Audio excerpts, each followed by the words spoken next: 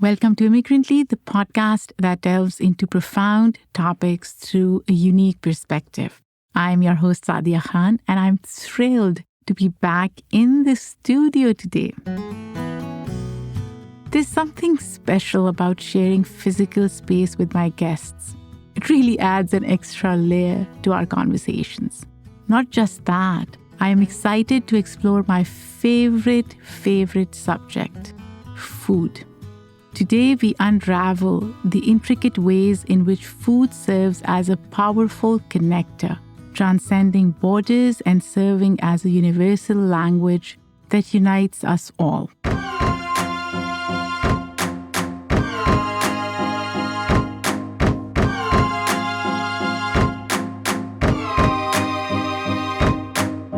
Send Chinatown Love is a nonprofit based in New York City. It was created during the global pandemic back in 2020 when the community in Chinatown was struggling. More than restaurants, Send Chinatown Love also worked on feeding the elderly, many who lined up to receive meals from the organization. During the pandemic, a rise in hate crimes against the Asian community increased, and so supporting Chinatown was about much more than just the restaurant industry. It was about community. I am so excited to speak with Elaine Mao and Christoph Gross today about the larger mission and the new cookbook titled Made Here, focusing on recipes from all over Chinatown and beyond. So let's welcome them.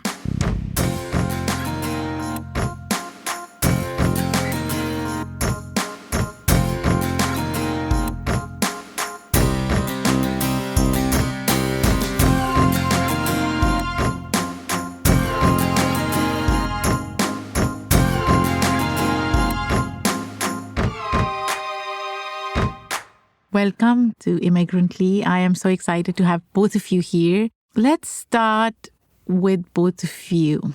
So if you could tell me a little bit about yourselves and how did you decide to join this organization?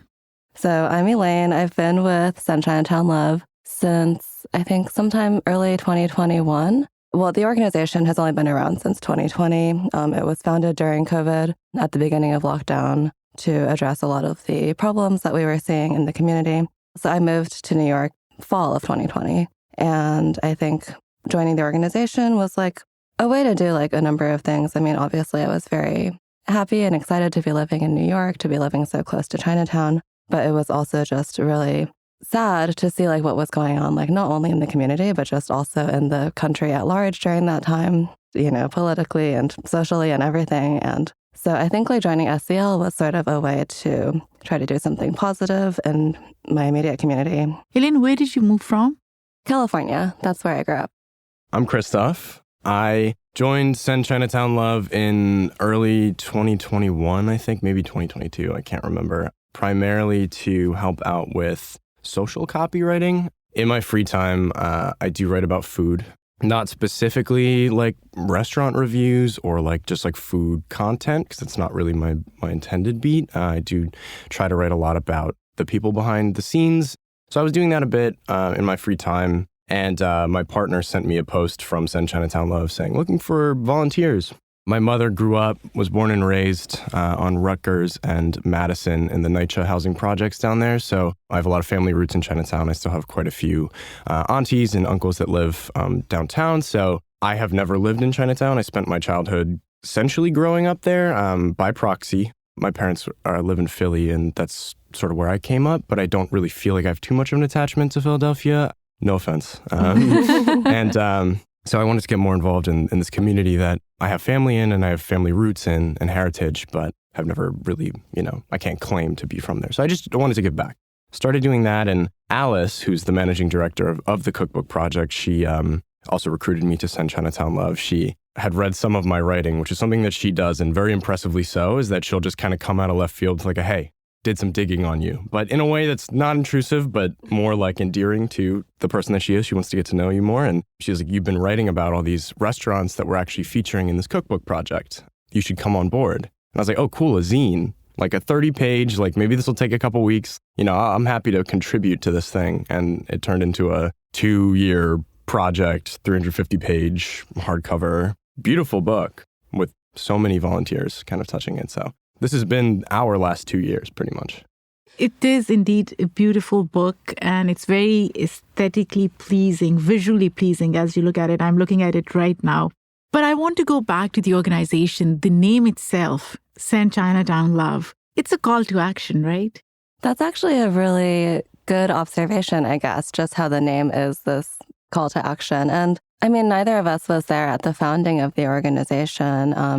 Our founder, Justin McKibben, was skateboarding past like his favorite noodle spot, and he noticed it was closed and he wanted to sort of start something, and he put out a call to action on Instagram, and a ton of people just came in with a lot of interest and a lot of different skills.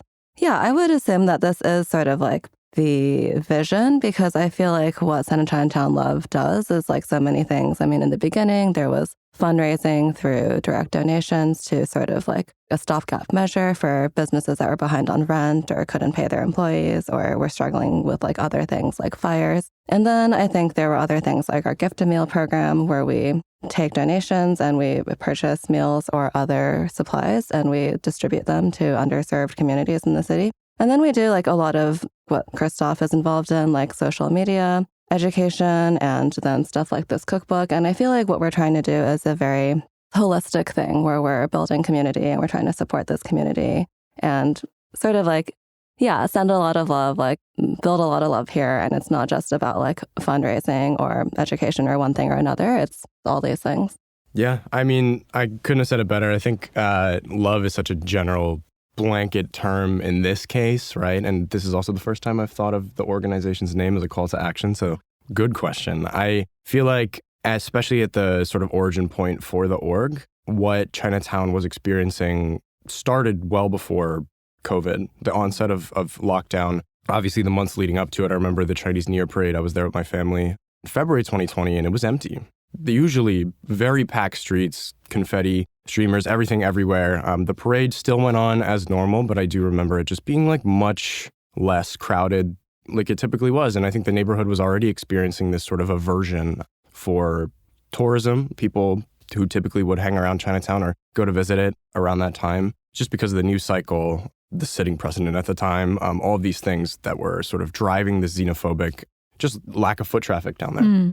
That's kind of been the case for Chinatown on this roller coaster ride of New York City and its history, right? Once they closed down, I forget the name of the street, but that connecting Park Road, where it connected Wall Street to, or just sort of financial district to Chinatown after 9/11, they shut that down and turned it into a police checkpoint. And so there was just this, again, like another barrier to tourism and just sort of this flow of traffic into Chinatown too. So just over time, right, I think Justin at the time identified this need, which was these mom and pop shops in Chinatown need this umbrella term of love, which includes all of these things that Elaine mentioned before.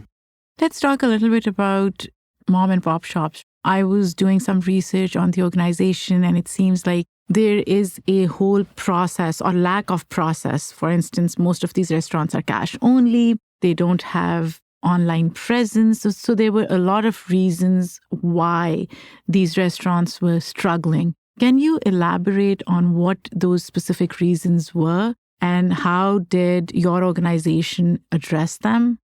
Some of the business development efforts that Send Chinatown has done in the past, whether that's like helping a mom and pop shop identify the need for being on Instagram, which is kind of a necessary evil that I've talked to. Actually, one of the interviews I did for this book with Cafe Himalaya, which is a Himalayan restaurant on First and First in the East Village, and it's been there for 20 years.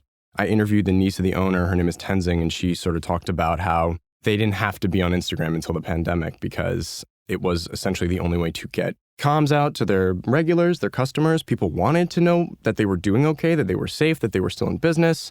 And so like sort of how we're filling in there, as an org at least, is we do help some of these shops that have owners who haven't had to do this kind of thing before, are averse to it, are distrustful of media in general, whether it's because their typical regulars have either unfortunately passed away over time or have moved to cheaper neighborhoods and other enclaves in different boroughs. You know, there is this need in New York, but any really major cities to sort of be able to be found. And that necessary evil I'm talking about is, social media, as well as website development and all that. So, we're not trying to like, again, for lack of a better word, like yassify these like businesses and make them all trendy and everything. And it's really just a way for them to be found in today's day and age. I wanted to go back to sort of like some of the many factors, because I think that was like a really good question. And that was like a question I was getting a lot when I first started getting involved with Send Chinatown Love, just from like friends and like other people who found out about like the work that we were doing. And I think one of the questions, like not in a attacking way, but was kind of like, well, why help Chinatown in particular? Because like all businesses are struggling and everyone's having a hard time, right? So like, why are we specifically helping these mom and pop businesses? And like, obviously, yes, like all businesses are struggling. And part of this is we are equipped to help these businesses, like partially because of our individual backgrounds and our language skills. But I think also, as Christoph mentioned, I mean, Chinatowns have been like hit really hard, like ever since 9/11 and that whole thing, which I learned about that through working on this cookbook. But as you mentioned, like being cash only, not having an online presence, obviously language barriers and lack of kind of like legal support for matters. A lot of them also didn't really know how to apply for different grants or certifications or loans. A lot of them were not eligible for loans from the city just due to like weird zoning issues where parts of Chinatown are lumped in with Soho or Tribeca. And it was one of the big moments where we were just like, how is this happening that this struggling neighborhood is lumped in with like one of the most affluent areas of the city and is therefore like not eligible for all these services? I think the last thing, which kind of I thought of like too late to answer your whole Send Chinatown Love naming question, is I think it's like a nice reminder, because like one of the things that we noticed early on is that this is like pretty common among immigrants, is like not wanting to ask for help. And so it's like many of these businesses weren't even willing to accept donations or ask people for money because they just felt embarrassed or just didn't want to do that. And that's actually like how our gift and meal program was born, because we were able to give them money for something that they could provide. I think we have donated more than $500,000 into businesses now, and we've provided more than 60,000 meals for the community. I want to elaborate this conversation a bit. Now, one of your initial programs used donations to serve food to the elderly. It's an interesting look into American society as a whole, it being an individualistic society, and how sometimes elderly are left out of conversations and they feel lonely at times. This whole process of feeding the elderly and these long lines of elderly people waiting for food and waiting to be fed, what did it reveal about the community as a whole and the need for these kinds of programs?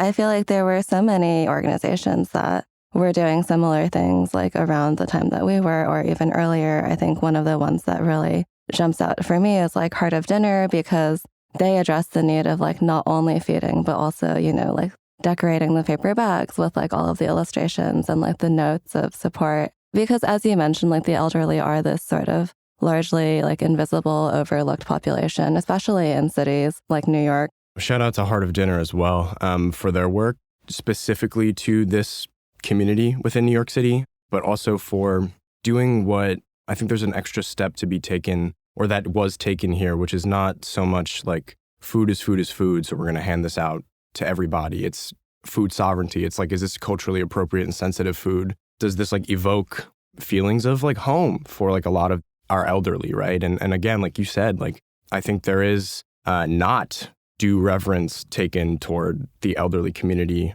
in America in general. And that's obviously a conversation that could fill hours. But in this case, API, elderly, and sort of the community that our organization is looking to serve. It's not just about the food. Obviously, food access is important, but it's about sort of what that food represents to the people that are getting it.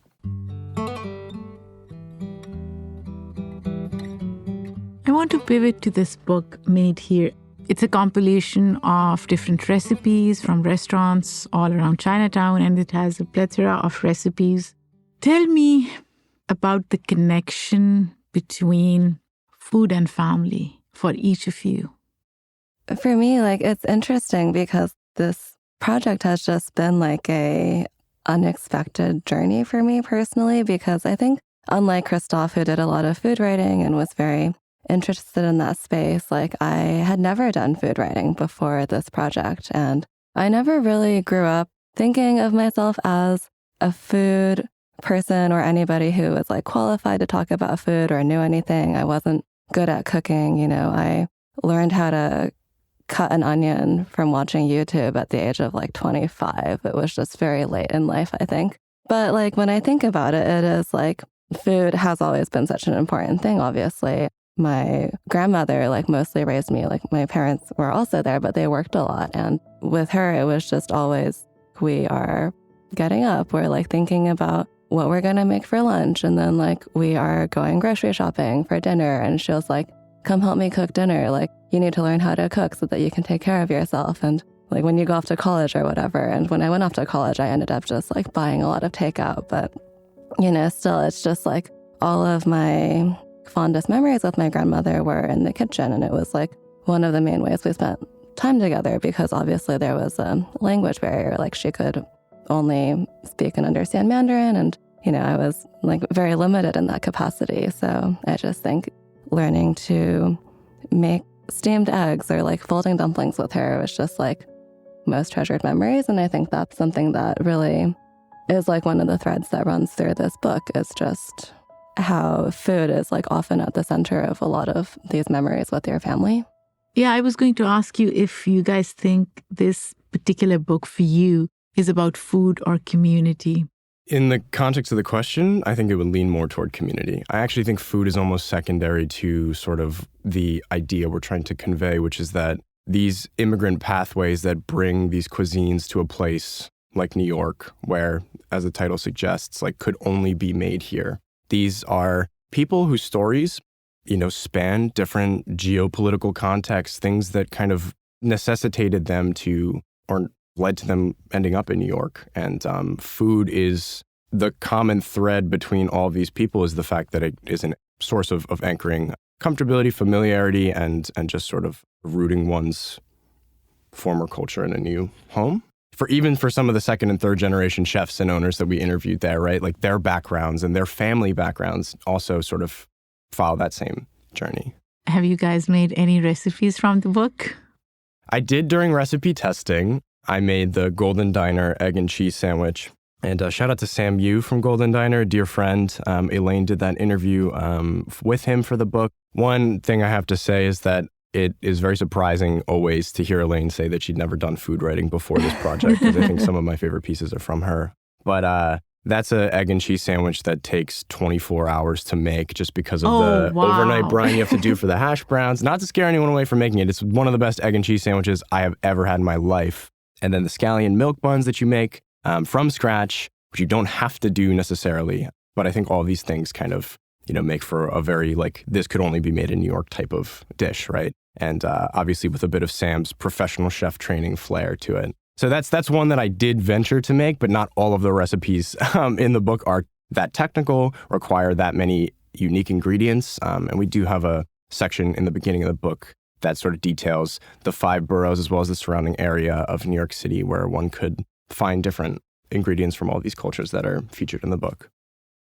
I want to tell you about a headgum podcast I think you are going to love.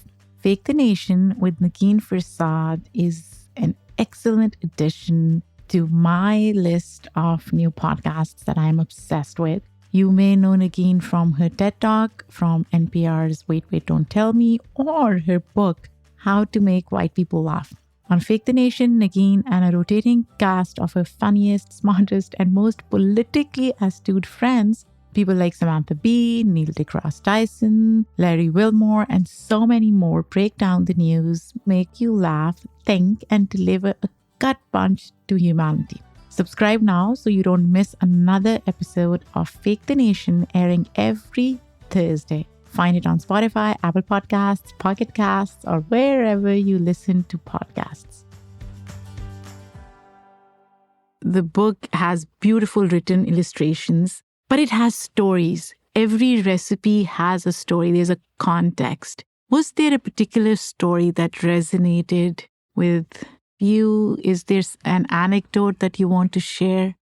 in this interview with Ruth Lee of Bok Bok Chicken Delicious, which is a now closed food stall that was once in the Queen Center Mall in Flushing, in Elmhurst, rather. Elmhurst, yeah. One of our pullout quotes from her is, "It's so hard to assimilate, so please don't judge if we're loud or come off rude." And she's a Fujianese immigrant, as are her family and sort of the business. I think that anecdote really resonated with me because while it isn't specifically about food, it is about sort of the immigrant experience and understanding that you're not losing who you are when you come here. And so that was just one that I really have thought about a lot.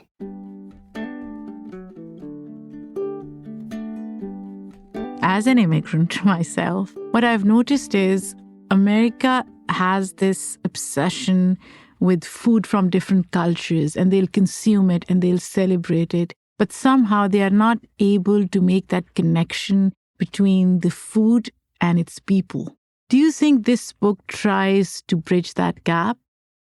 While not necessarily the overarching goal, I do think that this is something that could help burst that bubble. People are averse to allowing these things in. And I think a culture's food is sort of this like bulwark that can sometimes like even falsely represent the culture, and sort of make it seem monolithic, especially like those who are unfamiliar with like Chinese food in particular is like thousands and thousands of years of history and like kind of expected to be one way because they've only had Chinese American food or like specifically Cantonese American food, which is sort of the vanguard cuisine that was developed here. I hope that, somebody in a position where they might not understand how to interact with a certain culture or cuisine or, this could be sort of this educational and celebratory thing for people to sort of tap into. But I do think that like there is this aversion to going any deeper for fear of finding oneself in the unknown, right? Cultures are so vast and varied within even a given country. This kind of does, I hope that to the point of doing these people justice, I hope that it does allow them to sort of speak to their cultures rather than us trying to. And it humanizes people who are creating these great cuisines, right? And centering it on them. A lot of people will say food is a great connector, but if you're not able to make that connection between people and food, how do you humanize them in a way? Yeah, that's a really good point. We could probably all agree that like this particular country has like a problem with like mindless consumption, not just regarding food, right? Like regarding many things, like whether it's like our clothing or like our electronics. We never really want to engage with like where things are coming from. But I think like one of the other things that like we're hoping to do with this book, as well as like our work as an organization, is one of the really like damaging and pervasive myths about like a lot of like immigrant cuisine, right? Like whether it's like Chinese food or Indian food or like Mexican food, you assume it's going to be really cheap and you're expecting to spend like less than $10 and get like more food than you can possibly eat. Versus French food. Yeah, Right. exactly. Or Right. Italian food where it's just like, I don't know. I mean, I can make pasta at home, right? That's what I think.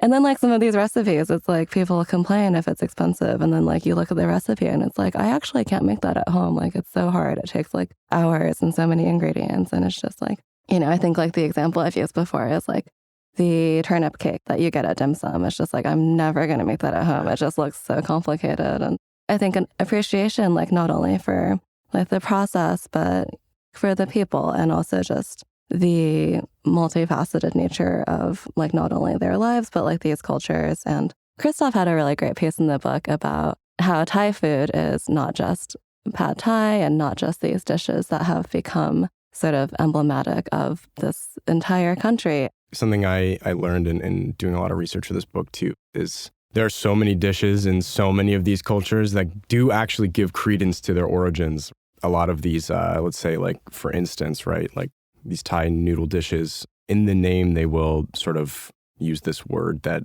denotes noodles' Chinese origins and how that sort of proliferated its way up and down East and Southeast Asia. And so, I mean, this book doesn't really draw any borders between, you'll flip from a Filipino recipe to a Indian recipe to a Chinese American vegan recipe, right? So obviously, like, not all of these cultures are informing each other's cuisines, but many of them are, and many of them are informed by the cuisines of neighboring countries or by colonization or by so many factors. Mm-hmm. Where do you think nonprofit organizing needs to go to further push these kinds of narratives? For me personally, I think I'm going to speak from my own experience, which is relative to this nonprofit and the work that it does and the work that obviously Elaine and I do as individuals and sort of this connection to. And I also want to just like take the time, because I think I might have forgotten to mention that Send Chinatown Love, as well as this book, while Chinatown is in the name, it absolutely does not cover the exact geography of this book. This book is featuring restaurants that are out in Queens or Greenpoint, Brooklyn, to Manhattan Chinatown, to the Upper West Side. So it is sort of this more expansive view. And Send Chinatown's work sort of isn't just relegated to Manhattan Chinatown. And again, Chinatown is a monolithic term. There's so many ethnic enclaves in New York that are referred to as Chinatowns that are made up of way more cultures than just Chinese people too. So I think the steps that nonprofit organizing can take to take a step further, in my opinion, is really to, I'm not going to say write books like this, but like it is to really like get to the source of, and I'm not faulting our social media presence. Obviously, I'm a part of creating that content, but I think you can highlight small businesses on your Instagram page that has a lot of a bigger following and say, hey, like you should go visit this place. And that's great. But what about talking about the existential crises of the neighborhood and like why maybe this business might be in jeopardy, and lending your voice, I think, to these narratives that help shape these forces that shape these neighborhoods. I think as an org, we've started to do that, obviously. We're no longer just a mutual aid fund, because that's not what is necessary right now. But that's my 2 cents. As Christoph mentioned, I mean, there are so many like issues that are facing these communities that will not just be story told away, I suppose. Like obviously in Manhattan's Chinatown, there is the impending threat of the mega jail, like the tallest jail in the world, right? Yeah. Which will not be great for that community. And then there's, just like ongoing factors like gentrification. There's a lot of issues that I think should be addressed more at like a political involvement or like a policy or like other sort of level. And, I think that we are definitely like doing some of that. And I think that's like really the important next step, at least in this city. You're absolutely right. But I guess storytelling is a great first step, right? Because it really connects people through shared humanity. What do you feel is your greatest impact as an organization? Because there's so much work that this org has done, so many forms it's taken over the years, we share this with a lot of other API-run nonprofit organizations that exist here in New York, is that we're able to sort of take the shape that the neighborhood needs us to. The neighborhood, I mean, the community would need us to in a given time. In my experience with the org, I think our greatest accomplishment has been, it's the food that we've been able to distribute. It's the Gift a Meal initiative that I think is sort of our flagship thing to, for lack of a better term, because I think that is directly impacts the livelihoods and well-being of people in this city. The Gift a Meal program has had such a huge impact, and it continues to just have a really big impact on our businesses and the community. And then I guess, obviously, I mean, I'm a little bit biased, but I think that this book is doing a lot of important work as well, just because, it is like a self-published, completely volunteer-made effort, and it's telling these stories, and many of which would not otherwise be getting told, whether just due to like some of the stories were hard to tell, right? Like some of them like required family or like translators or like a lot of persistence on our part. And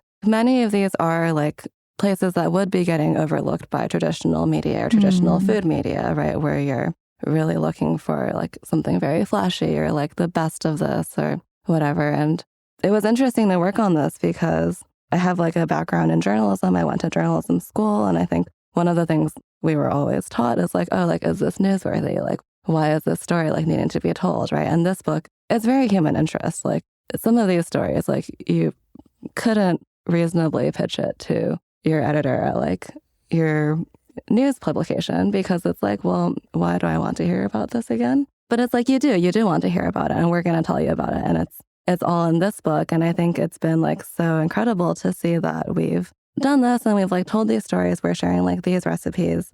And our book has been like more successful than I would have even like dreamed. You know, we've been on these lists from like Bon Appetit and like the Food Network and Vogue, among other like publisher-backed books that just have, you know, way more like development resources poured into it. And it's just to be able to elevate like these stories onto the same stage and to be getting that kind of attention, I think was... Yeah. If you had to summarize the main goal for Send Chinatown Love, what would that be? I think a lot of our work is centered around building a community and making like a community with longevity, right? Like we want Chinatowns and like all of these Asian communities and like all of the small businesses communities just to not be like getting by. I think it's to see the community that a lot of our staff and volunteers either came from or identify with or just appreciate, to see it thrive. And I'm going to go way high level here, but to kind of forge these like places in New York and these businesses as cornerstones of their respective communities, or just these communities relative to the city as these important cultural enclaves, these places that are typically exotified or are typically overlooked, and to make them sort of more on the forefront of both new and old New Yorkers' radars.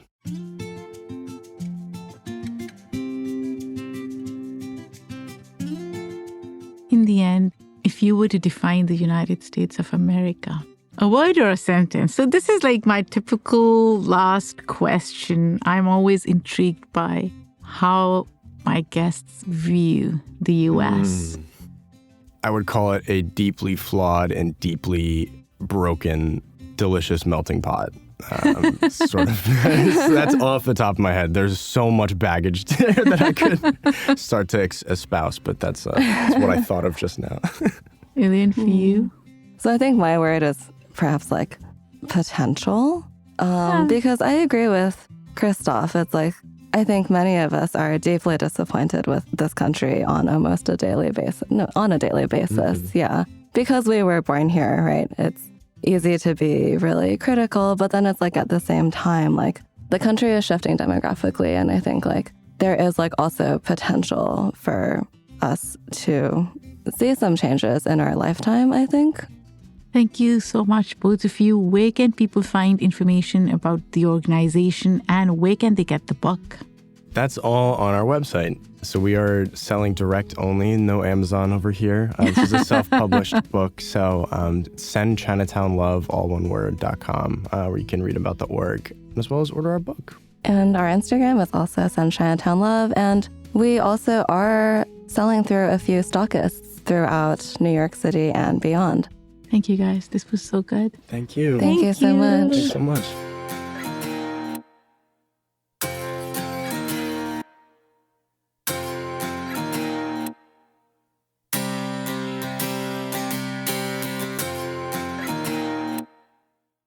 I hope you guys enjoyed this conversation. My today's outro will be a call to action.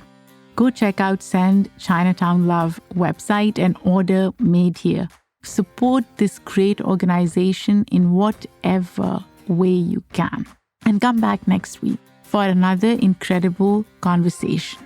This episode was produced by me, written by Boba Kafshari and me. The editorial review is done by Shay Yu. Our sound designer and editor for this episode is Hazik Ahmed Farid. Theme music is done by Simon Hutchinson. Take care and be kind to yourselves.